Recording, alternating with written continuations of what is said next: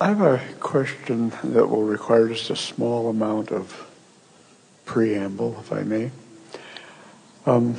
I've had a fortunate life, and I knew at a very early age that I could manifest things. It just been that way. And I've recently run across a situation where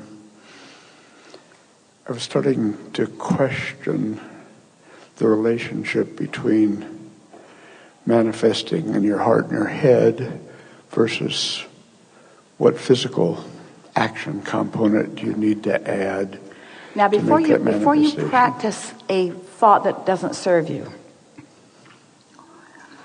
doesn't it make sense that he said, you may not have heard his opening words, he knew at a very early age that he could manifest things. And isn't it logical that if you have managed somehow, some way, to find vibrational alignment with something and practice the vibration of it, that it would manifest? Isn't it logical? But if you are not really acutely aware of what steps you took and the fact that you were on the vibrational wavelength, isn't it sort of logical that you might sometimes know that better than others? Yes. That the results of your focus could influence your belief or your expectation? Yes. And what I would like to do is relate an incident that occurred, and I was a little unclear of whether I mismanifested or whether I was just needed to move on to something different. Well, we would rather answer the question in a different way. Okay. Now, we'll play with you in whatever way you want to, but consider this. It's never a good idea to convince yourself that you mismanifested. Okay. Ever. Because it's one of two things. Either you focused upon something unwanted, or what you thought you wanted you really didn't want. It happens to people all of the time. They get things they don't want, and then they deny being the creator of their own reality.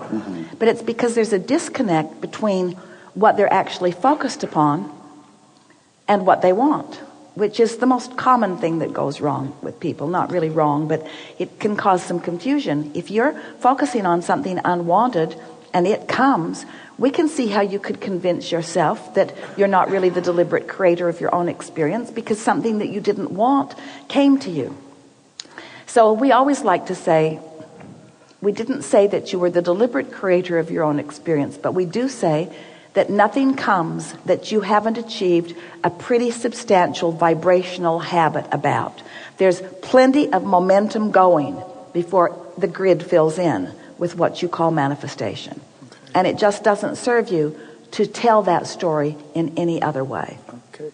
Well, may I relate an experience, please? Yes. When I retired about 5 years ago, I decided that I needed a new adventure. And one fell in my lap, and it was gold mining in Nome, Alaska. And I got very excited about it, and I went up to Nome, Alaska, and we really didn't, 2 years didn't find any gold. So I came back, and we're doing the same thing in California, and I want to ensure that I am manifesting the gold this time. And it was supposed to have been there last time, but it just wasn't. And I was confused about my role in that, or whether it was just the fact that there physically really wasn't any there. Well, there's gold everywhere. Yes.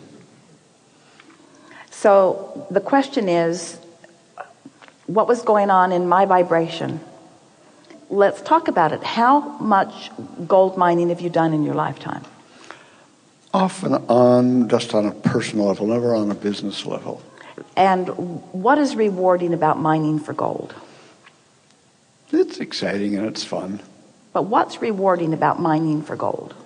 Well, ultimately, one hopes to find enough gold to make it, in a business, to make it pay economically. So it's the finding of the gold that makes the looking for the gold fun?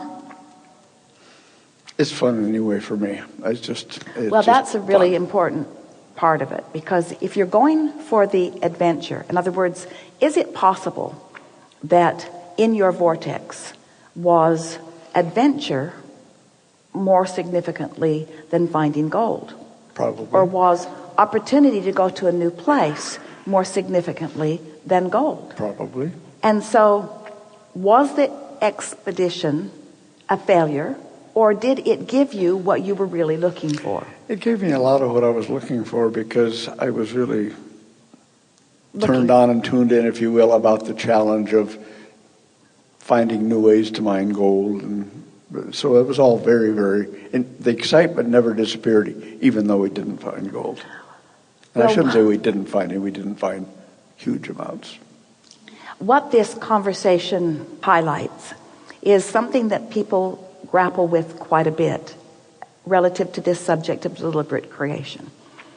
Because it's unsatisfying to humans for us to say, well, there were nuggets there that you just didn't recognize, that were the true reason that you were looking.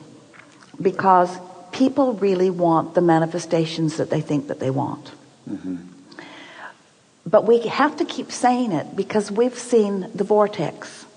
And we know that every single thing that every single person wants, whether it's gold or a pile of money or an experience or a relationship, a circumstance, an event, a material object, there isn't one thing that anyone wants that is for any other reason that they feel they will feel better in the having of it, you see. So we say, whatever rings your bells and whatever causes you to focus is really a wonderful thing. Mm-hmm. But then how do you come away from an experience?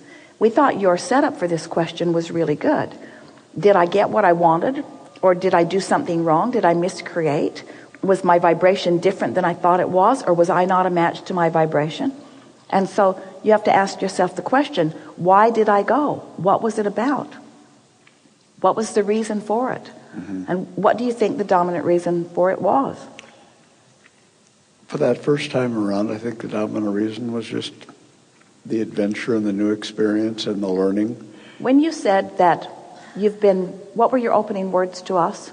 That I have always known that I could manifest. And so has that changed, or do you still always know that? Mm-hmm, do you feel that you have a stronger desire to find a significant vein of gold now than you did before those 2 trips, or less? Probably more. Certainly more this time than my first trip to the desire is more acute. Yes. Is there anything else that's more? You said that you developed some patterns of greater ease, or some patterns of greater skill. Tell us about... Still doing that. And And has that been stimulating? Yes. And to your advantage? Yes. So, is it over? No. So, you can't say, I didn't find gold, because you haven't stopped looking. That's correct. So, the question that we want to put to you is there momentum in the looking that is more now than it was before? Yes. Is that to your advantage or to your disadvantage? That would be to my advantage. Yeah. So what's the big hurry about anything? Just let it come, basically. If this time-space reality has the wherewithal to inspire a desire within you, this time-space reality has the wherewithal to deliver the goods. The question is, what's the path of least resistance to the manifestation? Well, combined in that question of what the path of least resistance is, am I on a hurry to the end of the journey? Is the journey what it's all about? Is the manifestation what I'm really always looking for? Or is the promised manifestation just my excuse for the journey? And what is the real treasure that I'm finding? Mm-hmm. We're not trying to talk you out of the gold. We think you should find all the gold you want. I do too. And we think that the grid should fill in with all of the inspiration and all of the inclination.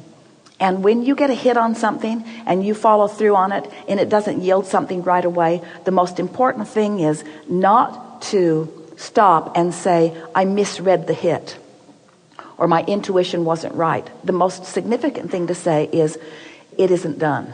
Because if you will keep reaching for the inspiration, you see, anytime, let's go back.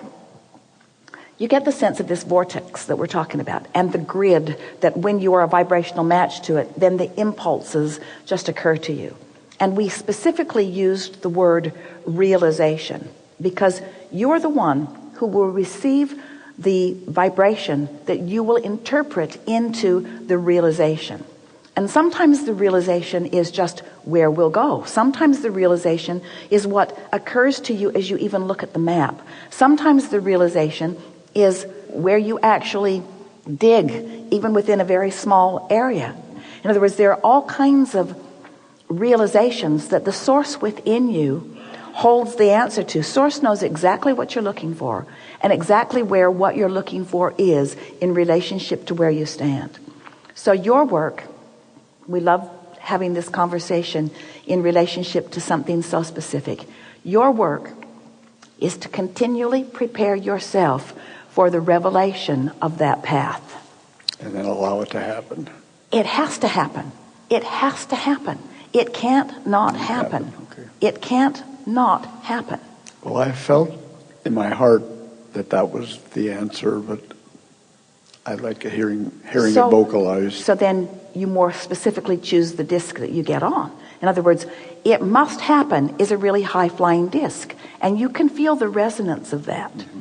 When you feel discouraged, you just got to know that you've chosen another disc. And what do the words of those other discs sound like? Maybe it was pie in the sky. Maybe it never really was there. Maybe it was just an excuse I was using to get outside and breathe clean air.